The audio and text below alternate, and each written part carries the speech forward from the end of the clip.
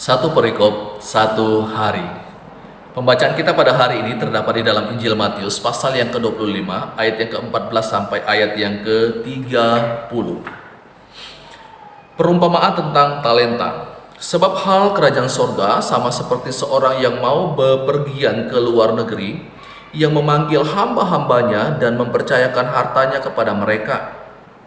Yang seorang diberikannya 5 talenta, yang seorang lagi 2, dan yang seorang lain lagi 1, masing-masing menurut kesanggupannya, lalu berangkat. Segera pergilah hamba yang menerima 5 talenta itu. Ia menjalankan uang itu lalu beroleh laba 5 talenta. Hamba yang menerima 2 talenta itu pun berbuat demikian juga dan berlaba 2 talenta. Tetapi hamba yang menerima 1 talenta itu pergi dan menggali lubang di dalam tanah, lalu menyembunyikan uang tuannya. Lama sesudah itu pulanglah tuan hamba-hamba itu, lalu mengadakan perhitungan dengan mereka. Hamba yang menerima 5 talenta itu datang dan ia membawa laba 5 talenta. Katanya, "Tuan, 5 talenta Tuan percayakan kepadaku. Lihat, aku telah beroleh laba 5 talenta." Maka kata tuannya itu kepadanya, "Baik sekali perbuatanmu itu, hai hambaku yang baik dan setia. Engkau telah setia dalam perkara kecil. Aku akan memberikan kepadamu tanggung jawab dalam perkara yang besar. Masuklah dan turutlah dalam kebahagiaan tuanmu." Lalu datanglah hamba yang menerima 2 talenta itu. Katanya, "Tuan, 2 talenta Tuan percayakan kepadaku. Lihat, aku telah beroleh laba 2 talenta." Maka kata tuannya itu kepadanya, "Baik sekali perbuatanmu itu, hai hambaku yang baik dan setia. Engkau telah setia memikul tanggung jawab dalam perkara yang kecil. Aku akan memberikan kepadamu tanggung jawab dalam perkara yang besar. Masuklah dan turutlah dalam kebahagiaan tuanmu."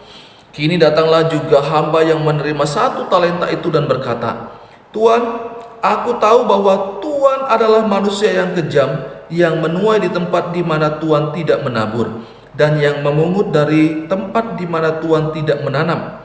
Karena itu aku takut dan pergi menyembunyikan talenta Tuan itu di dalam tanah. Ini terimalah kepunyaan Tuan." Maka jawab tuannya itu, "Hai kamu hamba yang jahat dan malas. Jadi kamu sudah tahu bahwa aku menuai di tempat di mana aku tidak menabur dan memungut dari tempat di mana aku tidak menanam. Karena itu sudahlah seharusnya uangku itu kau berikan kepada orang yang menjalankan uang, supaya sekembaliku aku menerimanya serta dengan bunganya. Sebab itu ambillah talenta itu daripadanya dan berikanlah kepada orang yang mempunyai 10 talenta itu. Karena setiap orang yang mempunyai, kepadanya akan diberi, sehingga ia berkelimpahan. Tetapi siapa yang tidak mempunyai, apapun juga yang ada padanya akan diambil daripadanya.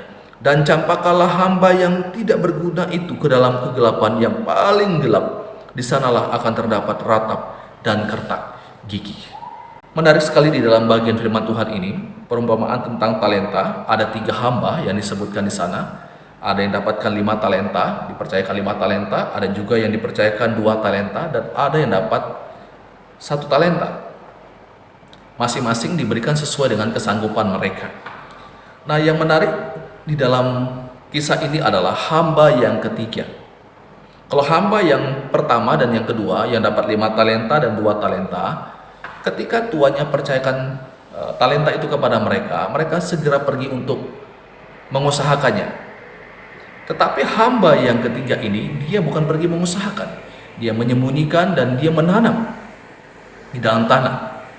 Nah, Bapak Ibu Saudara, hamba yang dipercayakan 5 talenta dan 2 talenta datang kepada tuannya, mempertanggungjawabkan apa yang telah Tuhan mereka percayakan kepada mereka. Dan pujian yang begitu luar biasa diberikan oleh Tuhan kepada mereka. "Baik sekali perbuatanmu, hai hambaku yang baik dan setia." Itu di pujian yang diberikan kepada hamba yang pertama. Demikian juga pujian diberikan kepada hamba yang kedua. Jadi sama pujian bagi hamba yang pertama dan hamba yang kedua.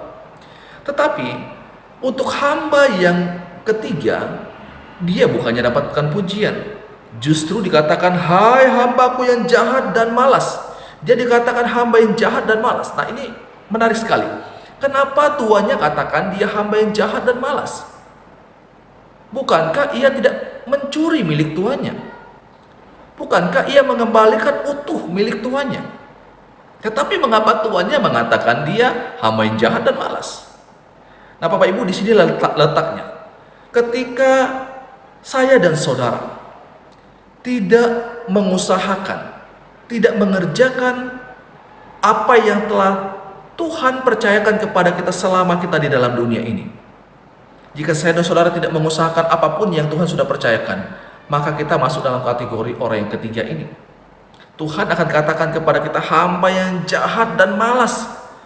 Mengapa dikatakan hamba yang jahat dan malas? Karena tidak mengupayakan, tidak bekerja. Jadi Bapak Ibu, ini menarik sekali. Ini perlu menjadi perhatian bagi saya dan saudara pada saat ini. Biarlah selama kita menanti kedatangan Tuhan, karena ini masih ada kaitannya dengan pasal 24. Dalam kita menanti kedatangan Tuhan kedua kali di dalam dunia ini, maka Tuhan mau kita untuk terus bekerja, terus melayani Dia, terus mengelola apapun yang telah Tuhan percayakan kepada kita. Bukan hanya sebatas bakat saja, tapi seluruh kehidupan kita, apapun yang Tuhan sudah percayakan kepada kita, Tuhan mau kita menggunakan itu dengan maksimal untuk melayani Tuhan, menggunakan semua itu untuk memuliakan nama Tuhan. Bapak Ibu Saudara yang dikasihi oleh Tuhan Yesus Kristus, biarlah melalui kebenaran firman Tuhan ini akan menolong saya dan saudara terus setia menggunakan setiap hal di dalam kehidupan kita, melayani Tuhan, terus setia menjadi berkat bagi banyak orang dimanapun kita berada. Selamat malam, Tuhan Yesus memberkati kita selalu. Amin.